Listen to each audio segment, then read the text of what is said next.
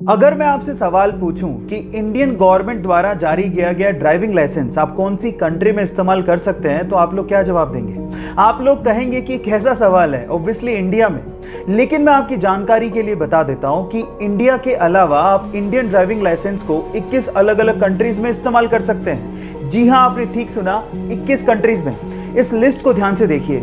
इसमें आता है US, Germany, France, south Africa, UK और उसके अलावा और भी कंट्रीज हैं जहां पर इंडियन ड्राइविंग लाइसेंस वैलिड है। शर्त सिर्फ इतनी है कि वो लाइसेंस प्रिंटेड होना चाहिए और उस पे जितना भी कंटेंट है वो इंग्लिश में होना चाहिए। क्या इसके पहले तक के फैक्ट आपको पता था? और अगर नहीं पता था तो चैट सेक्शन में लिखना मत भूलिएगा।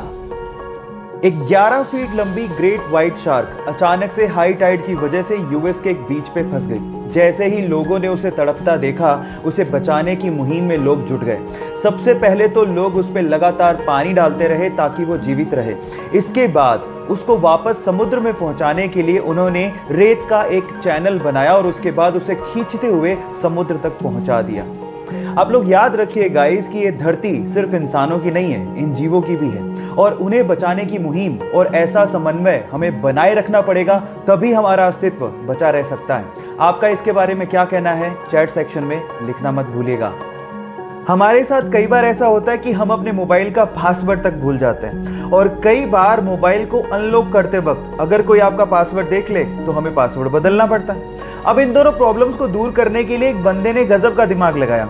उसने एक ऐप बनाया जिसका नाम है स्क्रीन लॉक टाइम पासवर्ड। अब ये ऐप डाउनलोड करने के बाद ये ऐप आपके करंट टाइम को ही आपका पासवर्ड बना देता है। मतलब अगर अभी टाइम है 11:25 तो आपका पासवर्ड है 11:25। अब टाइम हुआ 11:26 तो आपका पासवर्ड होगा 11:26। अब पासवर्ड भूलने का झंझट नहीं, क्योंकि करंट टाइम ही आपका पासवर्ड है।